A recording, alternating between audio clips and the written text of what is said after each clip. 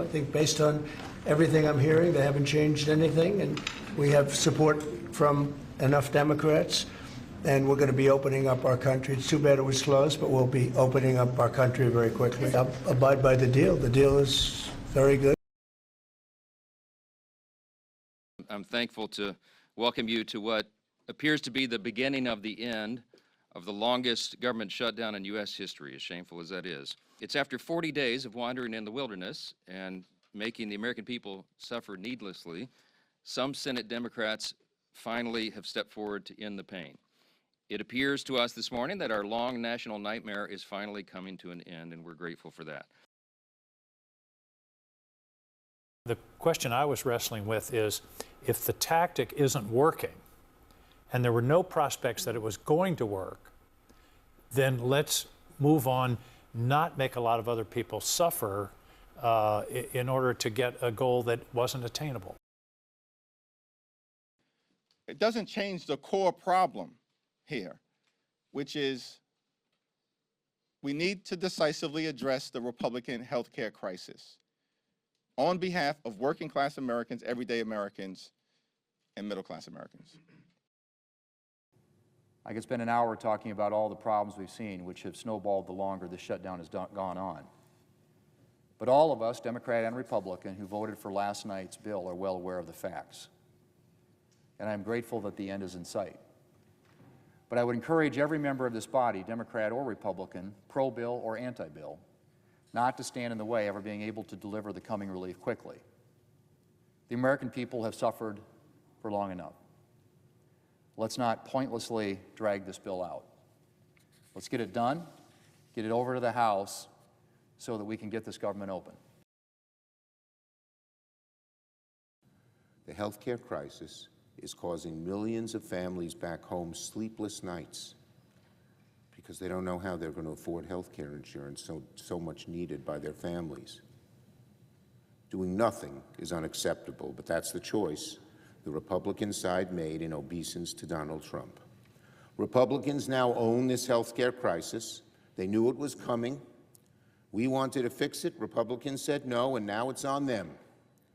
When people's out-of-pocket costs double or triple, very soon Americans will know Republicans made it happen.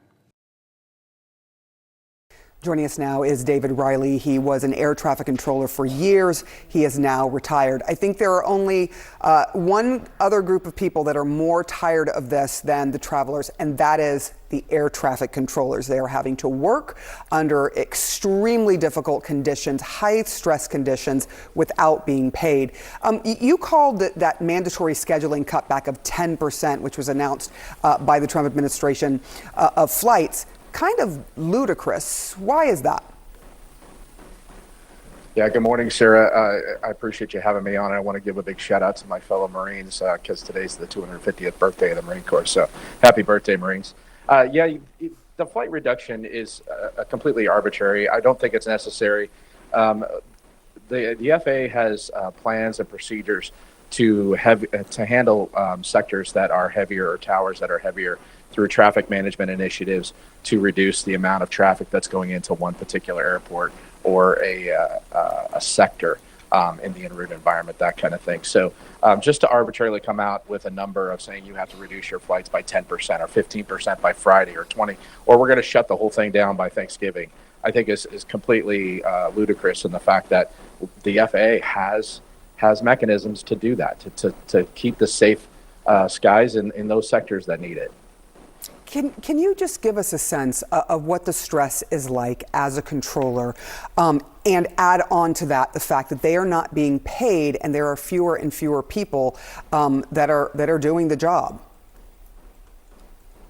Yeah, prior to the shutdown, the controllers that have been working post-pandemic are under a lot of overtime. They've been working tons of overtime. They're extremely overworked and underpaid. And now you throw that the shutdown fact that they're not getting paid at all, it creates a huge distraction.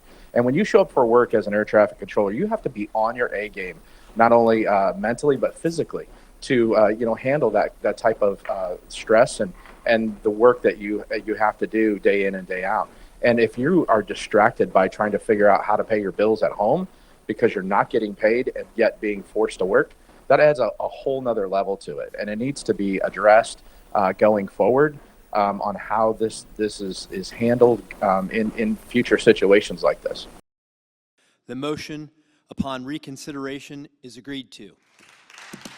The government's a big step closer to reopening after the Senate voted to advance a stopgap funding bill last night. It's a compromise between centrist Democrats and Republicans. It does not extend expiring Obamacare subsidies, so many Democrats opposed it. We must fight because a senior citizen cannot afford to pay $25,000 a year just for health insurance.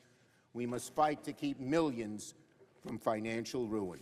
Republicans do agree to a vote on the subsidies by early next month. We have senators, both Democrat and Republican, who are eager to get to work to address that crisis in a bipartisan way. The bill funds much of the government through January. The broader deal has longer provisions for military construction and Veterans Affairs, the legislative branch, and agriculture. The plan funds SNAP through September. People are hungry.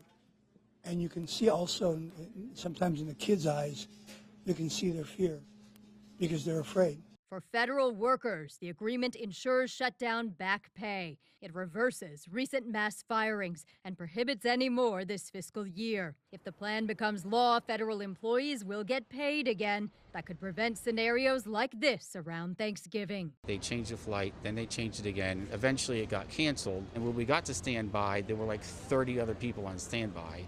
I'm Amy Kiley reporting. A Sunday night breakthrough in the Senate is putting Congress on a path to potentially end the shutdown. Our long national nightmare is finally coming to an end. 8 Democratic centrists broke with party leaders to join Republicans in a 60-40 vote to advance a federal funding measure in exchange for a future vote on extending Enhanced Affordable Care Act subsidies. However, Republicans have not guaranteed to extend the health care subsidies that are at the heart of the fight, frustrating party progressives. That is a totally meaningless gesture. You can get 100 votes here in the Senate. Won't mean anything because the House is not going to take it up. But for the senators who chose to break, the compounding impacts of the shutdown, including unpaid federal workers, snarled travel due to air traffic controller shortages, and the loss of critical food assistance through SNAP benefits, pushed them to cut a deal. We need to get the government open because we have millions of Americans who are suffering. If the battle plan isn't working, you change the battle plan, you try another tactic. What Democrats do get out of a deal to end the shutdown includes jobs restored for thousands of federal workers fired during the shutdown, protections against mass federal layoffs through the end of the fiscal year, back pay for furloughed workers, and fund SNAP benefits through the 2026 fiscal year. For the millions of Americans feeling the shutdown pain, the end may finally be near. In Atlanta, I'm Ivan Rodriguez. So many Americans can finally breathe a sigh of relief now that the government shutdown is about to end. What happened and why did it take 40 days? Well, Democrats had demanded an extension of expiring subsidies under the Affordable Care Act. They were concerned about health care premiums rising and they demanded action immediately. But Republicans said they would not negotiate on that issue, and increasingly Donald Trump said he would not go along with any extension under the Affordable Care Act. But ultimately, a bipartisan group of senators agreed to a compromise. They said there would be a separate vote on the Affordable Care Act, not tied to government funding. Still, the White House did agree to some concessions, including to prevent mass federal firings. And as so many Americans were at risk of seeing their federal food aid dry up, this bill would fully fund that program through next year. As part of the deal, the government would reopen through January 30th. If Democrats don't get what they want over the next couple of months, will they fight again? Ultimately, 8 Democrats voted with Republicans to advance this plan to reopen the government, but they are divided about whether it was worth it.